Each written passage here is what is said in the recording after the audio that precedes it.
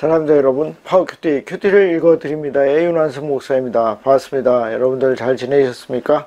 자, 이제 추석이 얼마 남지 않았습니다. 그렇죠? 좋은 날입니다. 그런데 우리에게 또 이 좋은 날에 더 아픈 일도 있습니다. 그렇죠? 최근에 이제 이 코로나로 인해서 자영업자들이 굉장히 힘듭니다. 그래서 최근에 두 분이 스스로 목숨을 참 버리시기도 했는데, 이 좋은 날에 명절에 더 아픈 사람들이 있습니다. 그래서 우리가 좀 마음에 품고 기도해 주시고, 이 코로나가 빨리 끝나고 또 어려운 분들이 그래도 희망을 좀 가지고 특별히 하나님 만날 수 있게 해달라고 꼭 기도해 주시면 좋겠습니다.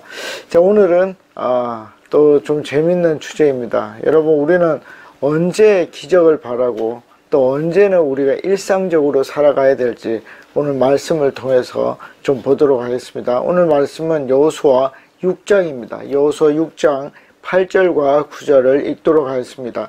제가 읽고 제가 받은 말씀을 나누도록 하겠습니다. 8절입니다. 여호수아가 백성에게 명령한 대로 제각기 순양불 나팔을 든 7 제사장들은 주님 앞에서 행군하며 나팔을 불었고 주님의 언약궤는 그 뒤를 따랐다.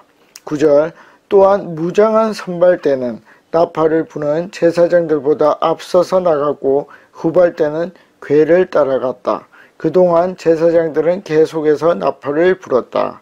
아멘. 자, 여러분, 오늘 굉장히 재밌는 내용이 나옵니다. 뭡니까? 이제 이스라엘 백성들은 어디로 갔죠? 이제 여리고로 갔습니다. 첫 번째 관문이었습니다. 첫 번째 관문에서 첫 번째 정복이 시작이 됩니다. 이것은 굉장히 이스라엘 백성에게는 의미가 있습니다. 자, 여기에서 패전을 하면 어떻게 되죠? 예, 이 땅을 정복하는, 이 가나안 땅을 정복하는 일이 굉장히 어려우실 것입니다. 뭐가 어렵습니까? 예, 사람의 마음 때문이죠. 사람의 마음이 처음에 틀어지면 굉장히 어려워집니다. 그래서 이때는 굉장히 중요하고 이기는 것이 중요합니다. 그래서 어떻게 했습니까? 예, 하나님께서 요 앞에서 예언하시죠. 너희들은 전쟁의 도구로 어떻게 합니까? 싸움에 나아가지 마라. 뭘 하라? 너희들은 매일 한 바퀴씩 돌고 마지막 날은 그 성을 전체 7번 돌아라. 그러면 어떻게 된다? 내가 그 여리고성이 무너지게 하겠다 라고 약속을 했습니다. 자, 그런데 그것은 기적이잖아요. 그렇죠? 그것은 일상적으로 이루어질 수 없는 일입니다. 그런데 여기에서 9절에 굉장히 재미난 단어가 하나 나옵니다. 그게 뭡니까? 예, 9절, 또한 무장한 선발대는. 여러분, 무장한 사람들은 뭐 하는 사람들입니까? 예, 싸울 수 있는 사람들입니다. 여러분, 하나님께서 뭐라고 약속을 하셨죠? 예, 하루에 한 바퀴씩 돌고 마지막 날에는 7바퀴를 돌아라. 그러면 그 돌 동안에 하나님께서 어떻게 하신다? 예, 지켜주신다 라는 약속이 포함이 되어 있는 것입니다. 그런데 무장한 사람들이 나가는 이유는 뭡니까? 그냥 제사장들이 맨 앞에 나가면 되죠. 예, 무장한 사람들이 나가는 것은 뭐죠? 일상입니다. 자연법칙. 그렇죠? 그러나 그냥 한 바퀴씩 돌아서 승리를 쟁취하는 것은 뭡니까? 예, 기적이죠. 여러분, 그러면 언제는 기적을 기다려야 되고 언제는 그렇죠? 예, 일상적인 일을 해야 합니까? 이것이 굉장히 중요합니다. 여러분, 요 여리고성 다음에 성이 무엇입니까? 예, 아이성입니다. 아이성에서는 어떻게 하죠? 하나님이 이런 약속을 하지 않습니다. 그러니까 기적을 약속하지 않죠. 일상적인 전투를 통해서 그 일을 하게 됩니다.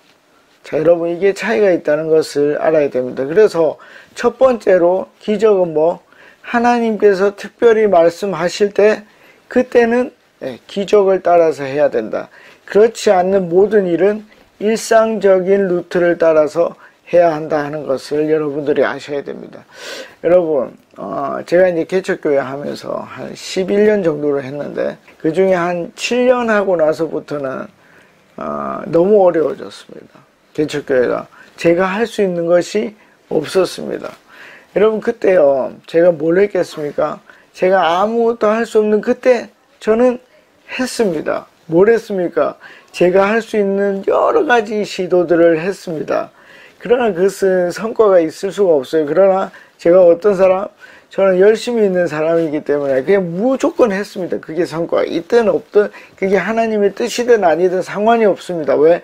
내가 하는 게 중요했습니다.